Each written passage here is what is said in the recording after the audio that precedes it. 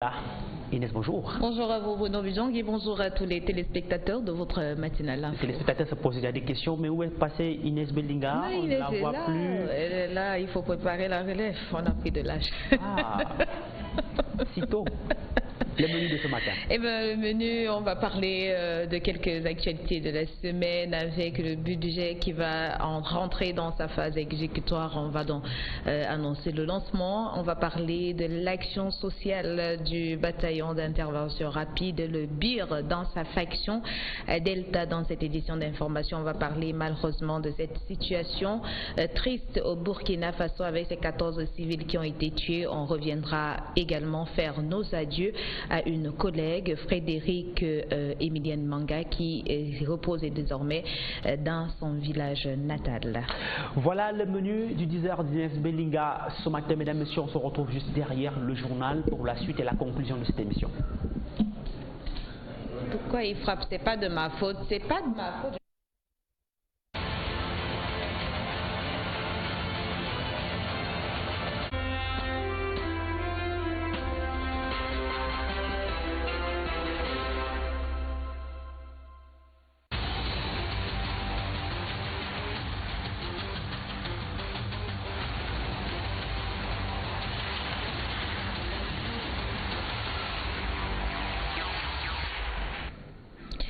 Madame, bonjour, monsieur, bonjour, bienvenue au 10h sur la télévision africaine. Je vous souhaite une heureuse année 2020 pour ceux qui me retrouvent et nous sommes aujourd'hui le lundi 6 janvier 2020. Je suis Inès Belinga et je demeure à votre disposition. Et ce jour, effectivement, au Cameroun est jour de rentrée du second trimestre au Cameroun. Ils sont de nombreux ces jeunes gens qui ont repris le chemin de l'école primaire et secondaire. Aujourd'hui, renouons avec les temples du savoir après 2 semaines de trêve due au congé de Noël. On parle d'un trimestre qui est assez court au regard de nombreux fériés, mais c'est également un trimestre qui vaut son pesant d'or puisqu'il est aussi le plus difficile. Retour en classe donc pour le deuxième trimestre pour les enseignants, mais surtout les apprenants.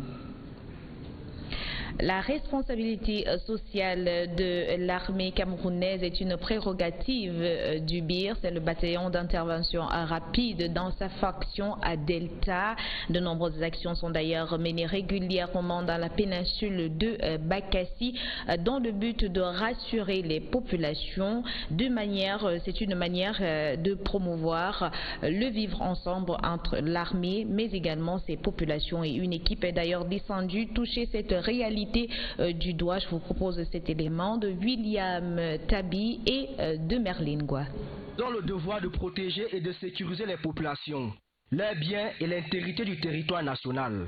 Selon le colonel Olama Aïssi, commandant du bataillon d'intervention rapide Delta, dans ses efforts de rapprocher les populations des forces armées, il a mené certaines actions civilo-militaires telles que la fourniture des soins de santé à la population, le don de matériel didactique aux élèves ainsi qu'aux étudiants, l'enseignement, l'organisation des compétitions de football entre les éléments du BIR et la population, ainsi que des nuits culturelles. De façon générale, avec les populations, le BIR fait tout pour construire une relation d'amitié, de collaboration avec ces populations. Donc nous le faisons de différentes façons. Dès le réveillon, vous avez vu à quel point ces populations ont participé au cours de ce réveillon dans le cadre des activités que nous avons organisées. Donc je pense que cette relation est assez bonne. La péninsule de Bakassi a une population estimée à plus de 38 000 habitants. L'arrivée du bataillon d'intervention rapide Delta est une bénédiction pour celle-ci. Je vois qu'il y a une joie parce que quand l'armée nigériane était ici, et l'armée camerounaise maintenant, même parce que moi je vis avec eux au village. J'ai passé plus de 15 ans au Nigeria, je suis revenu ici, mais j'ai vu l'harmonie. Ils me disent comment ils sont maintenant en sécurité. La sécurité avec les militaires ici, c'est bien, parce que les militaires ici vivent avec eux comme frères et frères, sœurs et frères, c'est comme ça. Il n'y a pas à dire que si quelqu'un vient, parce qu'il n'y a que les mauvais qu'on veut enlever dans le village. S'il n'y a pas de mauvais, c'est que c'est bon. Vous voyez, il y a une fête comme celle-ci, il n'y a pas de problème. Avec plus de 80% de la population majoritairement nigériane, les forces armées sont confrontées à des défis. Et nous avons affaire à des êtres humains. La principale barrière ici, c'est la nationalité, la barrière de la nationalité. La plupart des bandits, des pirates, c'est des ressortissants de l'autre côté. Et il n'est pas évident pour eux de briser cette barrière, ce sentiment d'appartenance.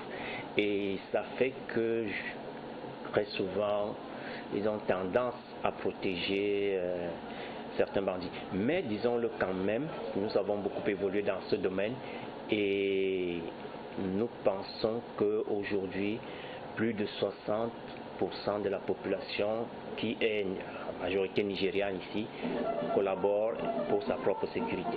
Alors que la collaboration entre le Bi-Delta prospère, les habitants de Bakassi appellent au gouvernement camerounais à construire plus de routes, plus d'écoles, des points d'eau ainsi que des latrines pour améliorer les conditions de vie de celles-ci. Merci à vous, William Tabi. Autre chose dans cette édition d'information au Cameroun, c'est le budget 2020 qui rentre dans sa phase exécutoire dès le 8 janvier prochain. Et le ministre des Finances, Louis-Paul Motazé, au Cameroun, procédera donc à son lancement. Un lancement qui se fera en simultané dans les régions par les gouverneurs des régions du pays. Le club municipal de l'hôtel de ville de Yaoundé, lui, abritera demain 7 janvier 2020 de 17h30 à 20h30 les travaux de la deuxième session des dîners de la décentralisation, co-parrainée par le sénateur Pierre Ngalingua et l'honorable Roger Melingui. Cette session est placée sous le thème coopérative de proximité et développement des territoires, l'approche italienne de valorisation du potentiel local. Luc Ngwe Mbaha animera d'ailleurs les échanges en qualité de conférencier. Quittons le Cameroun et rendons-nous au Tchad à présent pour indiquer que la semaine qui débute s'annonce déterminante pour le gouvernement tchadien qui devra désamorcer une grève des travailleurs dans tous les secteurs d'activité, surtout après la réunion récemment tenue par la plateforme syndicale qui revendique toujours la revalorisation des salaires des travailleurs qui ont été réduits par le gouvernement et d'ailleurs votés à l'Assemblée nationale tchadienne. Le reportage de Florence Zenga. Les salariés tchadiens s'apprêtent à contester leurs salaires qu'ils considèrent des misérables. Depuis des mois, ils sont en pourparlers avec le gouvernement en vue d'une revalorisation salariale. Aujourd'hui, les travailleurs estiment que l'État fait la sourde oreille après plusieurs propositions du syndicat. La grève est imminente. Si la proposition de la plateforme n'est pas respectée, la grève elle est imminente. La grève c'est notre arme aussi. Parce que nous avons négocié depuis longtemps avec le gouvernement. Et le gouvernement prend conscience aussi de nous ramener les choses qu'il a coupées. La pomme de discorde entre les deux parties, c'est la réduction considérable par l'État tchadien de leur salaire il y a près de 4 ans. Il s'agissait de leurs indemnités imputées par les 16 mesures drastiques prises par l'Assemblée nationale en réponse à la crise économique. Ces 16 mesures, garde illégale, juridiquement, elle n'a pas sa place. Depuis lors, l'État a lancé une négociation avec la plateforme syndicale revendicative et jusqu'à ce jour, le consensus semble impossible. Avec l'intégralité, nous aurons toujours des problèmes. Combien de fois encore avec ce que le gouvernement nous propose, nous ne pouvons pas nous en sortir. Donc, soit l'intégralité, soit on va en grève. L'État avait jusqu'au 30 novembre pour mettre en application le protocole d'accord signé le 26 octobre 2018 afin que les débats se poursuivent et que le haut comité tripartite puisse statuer sur les revendications. La colère des travailleurs, vous l'avez constaté vous-même, est palpable, est visible. Et les travailleurs étaient pour une grève immédiate. Nous, on donne encore une chance au gouvernement ce soir. Nous irons lui faire le compte rendu. D'ailleurs, vous savez que les gens de l'ANS sont là, les représentants politiques sont là. Le compte rendu est déjà parti, mais nous irons nous-mêmes dire au gouvernement ce que les travailleurs ont dit. Samedi 4 janvier 2020, la plateforme syndicale a réuni les travailleurs tchadiens au sein du bureau de bourse du travail. Une forte mobilisation des travailleurs tchadiens pour donner le mot d'ordre et sommer l'État à verser l'intégralité de leurs indemnités au risque de conséquences sur toute l'étendue du territoire et dans tous les services. Intéressons-nous à présent à cette triste situation au Burkina Faso. On parle de 14 civils qui ont été tués, dont des élèves, tués dans l'explosion d'un engin artisanal au passage d'un car dans le nord-ouest du pays. C'est un engin improvisé qui a donc nécessité la mobilisation de nombreux secours sur place. Rachel Benti. Personnes, dont 7 élèves et 4 femmes, ont été tuées à Toeni, région de la boucle du Mouroun. Les victimes sont essentiellement des élèves qui regagnaient leur localité d'études après avoir passé les fêtes de fin d'année en famille. Selon le porte-parole du gouvernement, Rémi Fulgence d'Andinou, le véhicule de transport en commun a sauté sur un engin artisanal dans le nord-ouest du Burkina. L'horreur se déroule samedi aux environs de 9 h, heure locale, dans la province de Sourou. Des missions de secours ont été aussitôt déployées sur les lieux. Rappelons-le, le Burkina Faso est confronté à des attaques djihadistes qui ont fait environ 750 morts et 560 000 déplacés depuis 2015. Le nord et l'est du pays sont particulièrement touchés. Ouagadougou, la capitale, a été frappée à 3 reprises. Les attaques avec les engins artisanaux débutées en août 2018 se sont multipliées depuis. Cependant, le président de la République, optimiste, a précisé mardi que la victoire contre le terrorisme était certaine. Emilienne Frédéric Manga était caissière au groupe Anecdote et plus précisément à Vision 4 Télévision. Elle est décédée le 3 décembre 2019 des suites de maladie et a d'ailleurs été inhumée dans son Kolmeyang natal dans la région du centre Cameroun. Des hommages lui ont été rendus par ses différentes familles et particulièrement par sa famille professionnelle du groupe Anecdote. Revenons sur cette cérémonie avec Sandrine Manza.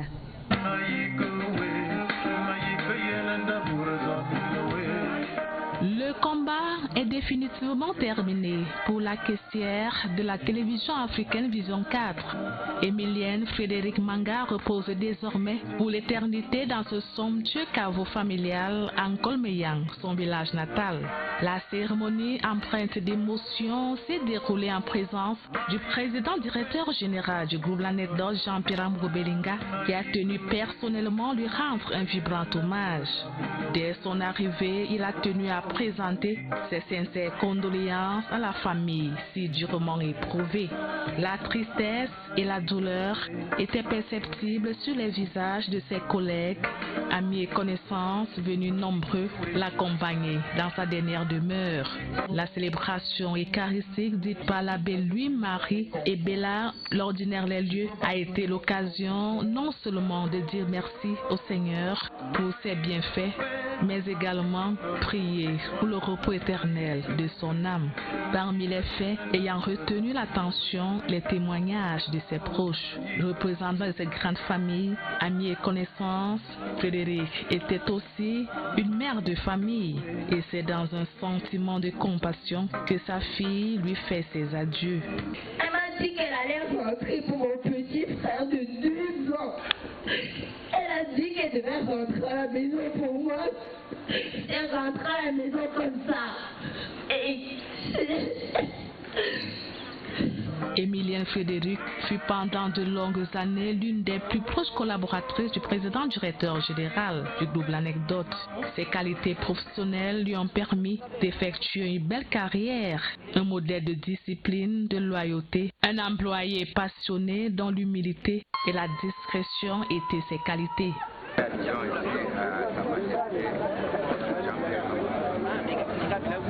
Être assisté pendant près de 7 années, il faut le faire. Et je crois que le couronnement, n'est-ce pas, de tout cela, c'est sa nomination comme caissière à Vision 4. Illustre disparu, Emilienne Frédéric Manga est née le 3 décembre 1981 à Yaoundé et est rappelée au Seigneur. Ce 3 décembre date de son anniversaire. Elle fait ses études primaires à l'école publique des Bakoua, ses études secondaires au CS de Foulane Paris-Boulova, collège Montesquieu à Yaoundé et au collège polyvalent l'équivalent de N'Djamena avec obtention du baccalauréat tchadien. Elle a été tour à tour caissière à la SNEC, agence de Garoua, agent commercial à la SODEC, assistante de direction groupe L'Anecdote, puis caissière à Vision 4, c'est jusqu'à sa mort. Elle laisse 2 enfants éplorés.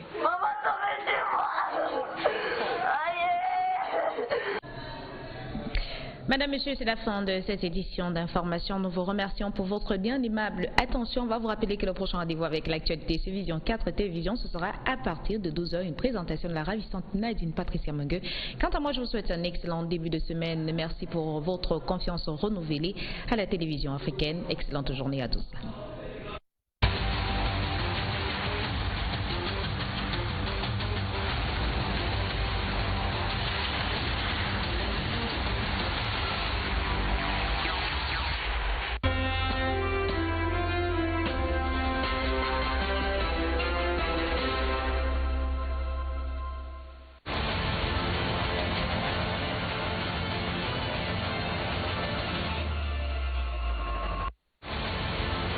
Sur le plateau de la matinale info, merci à vous Inès Belinga pour la présentation du journal de ce matin. C'était la dernière articulation de cette émission. Mesdames, Messieurs, la dernière actualité relative bien sûr à cette escalade entre l'Iran et les États-Unis fait état d'une déclaration conjointe du président français Emmanuel Macron et de la chancelière allemande Angela Merkel qui bien sûr appelle à plus de responsabilité mais surtout beaucoup de tenue, même si la déclaration officielle ne condamne pas encore l'acte des États-Unis. En tout cas, selon les premières informations qu'on a, une conférence de presse conjointe pourrait se tenir d'ici la fin de ce soir entre les 2 hommes d'État pour leur déclaration encore plus approfondie sur cette situation qui inquiète le monde entier. En tout cas, on y reviendra dans nos éditions spécialisées d'information sur la télévision africaine. Merci à vous de nous avoir regardé. Les programmes se poursuivent sur Vision 4 Télévision. Retrouvez à 10h30 les dinosaures de l'information avec le retour de Francis Bonga dans l'équipe pour le Congossa du jour. Mesdames et messieurs, on se donne rendez-vous demain 9h sur les antennes de Vision 4 Télévision. Excellente journée à tous.